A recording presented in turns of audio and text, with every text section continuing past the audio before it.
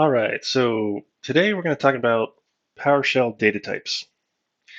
Before we start listing off the data types, I would like to explain that PowerShell is a loosely typed language, and I'll quickly overview what a loosely typed language is versus what a strongly typed language is. So a strongly typed language means that the variables that you create need to be, the data types need to be defined when the variable is created. Loosely typed language means that variables will basically mold into what data they're given. And I'll go through some examples here. Okay, so in line 8, I have what's called a cast. So basically I'm saying, hey, PowerShell, make sure the variable number is of type integer. And then on line 8, I'm going to pass in an integer to it. And it looks like it took it just fine. Run number, looks like we got the integer 1 back. So on line 9, doing the same thing, we're telling this variable to cast into integer, and then we're going to pass it a string. That throws an error. It says cannot convert value 1 to type system32 or system.int32, so integer of 32-bit. Error input string was not in a correct format. Okay, pretty straightforward. Now, PowerShell does this interesting thing with strings.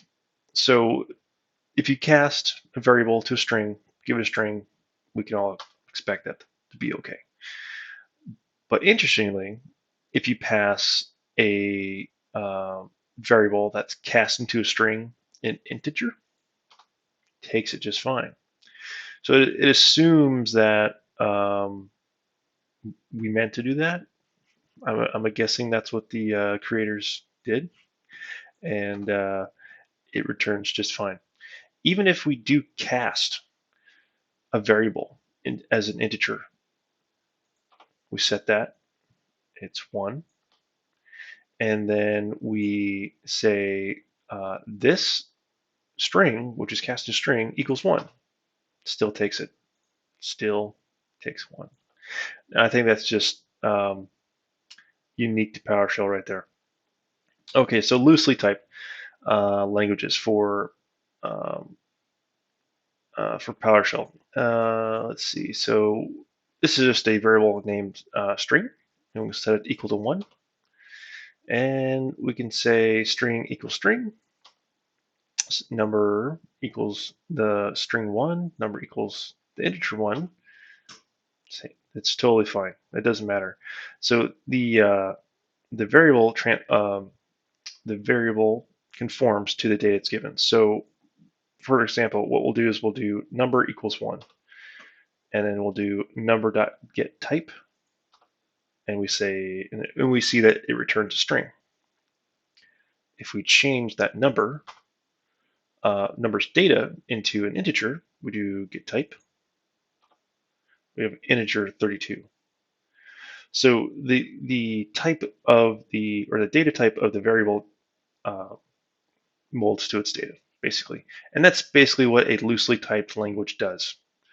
Is the data controls what the data type of the variable is. Now I'm going to get into the data types real quick. So for integers, PowerShell can do some basic math. So if we say 5 equals 5, 2 equals 2, and we can say 5 plus 2 is 7. Super easy. Another data type is a date time.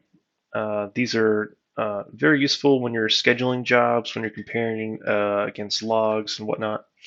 But here's an example of setting a variable cast into date time of 12-25-00. Now this string format is one of the supported string formats for date time. There are many supported formats, but this is one format that I like to use because it's pretty readable.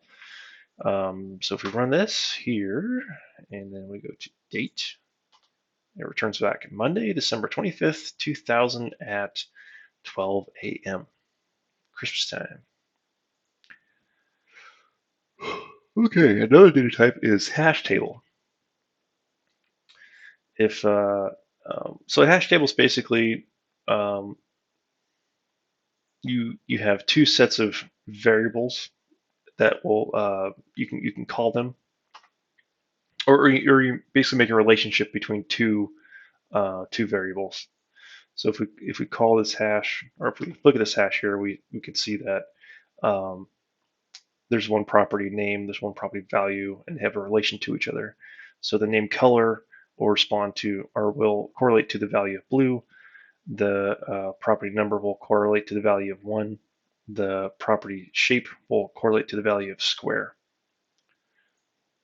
Here. Another data type is Boolean. These so Booleans, if you're not familiar, are um, are pretty useful. Are actually are the main functionality in conditional statements. So like if statements, like hey, is 2 greater than 5, and this is what we'll do here. So we have the variable 2, which we set up here as the integer 2, and then we have the variable 5, which is set up as integer 5 up here. And now these little Boolean operators here, they're pretty straightforward. So it's when you call an operator, you say turn off the alarm here. Say dash, and then there's going to be two characters like get or greater than, and this is dash less than, dash equal. I think it's pretty intuitive. But what we'll do is we'll run this line 35 for the, um, the Boolean statement. So is 2 greater than 5? If we run this line, we'll get back false. Now line 36, we can say is 2 less than 5? Get back true, because 2 is less than 5. And on line 37, we can say is 5 equal to 5? 5 equal to 5? It is true. And then on line 38, we can do some math on the same line and have a Boolean statement here. So we can say 2 times 3, so that's going to be 6, is 6 greater than 5? We can say true. Yes, it's true. Another data type is an array. Array is basically just a collection of things.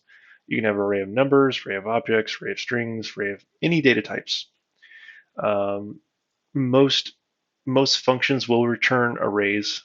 For example, like the get service. It's like if we just return all services running on this computer, it's going to be a large array of objects. Now, what you'll learn or what you'll experience if you've been using PowerShell for a little bit is arrays aren't that convenient to work with. Once you have an array, you can't really add to it. You can't really remove it, or you can't really add an item or remove an item. It's a fixed set of things, so it's really like the end result of something. But if you want to add, remove, or modify an array, you can make what's called a collection, and a collection is instantiated using the set of characters right here. And then once you have your collection, you can do collections.add. You can say, want to add 2 to my collection. Whoa, undo. And run that, and then in the collection, return 2. Let's say we want to add 5 to our collection, run that, and then now our collection has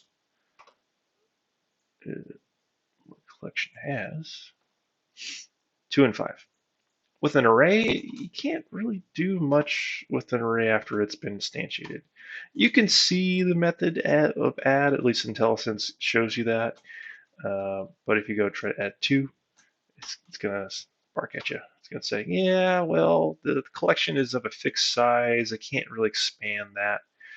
Um, so just to make your quality of life a little bit better, whenever you need an array, just make a collection. And you can see that type down here. If we do a get type on collections, it's a name of collections. An array is basically an array of objects here. And then the other large data type, or most, I guess, diverse data type is objects. Um, most things in object-oriented languages, most things are objects. For example, an object is just a list of properties and methods. So if we do get service on WinRM, so basically we're going to filter all the services and look for a WinRM service. So here's the object of WinRM, and we're going to stash it in this WinRM variable. And get member in one of the previous videos actually exposes all those properties and methods on an object. So if we run that, we can see that there are many methods and properties on this object. So what we'll do is we'll just call one of the properties on this object called status. And status, there's no definite explanation on that, but it's basically going to return if it's running or not. And right now it says stopped on the status. And then I left you with some of these get types down here. So if you want to experiment with this code and explore, you can change number to a hash table, number to an array, number to an object, or get other objects or make your own variables and then start returning really what they are. So you just kind of see, what's that? Line 3 character. Oh, bool. I don't think I can instantiate that. And happy day. Awesome. Okay, a link to this document will be provided in the video description, and thank you.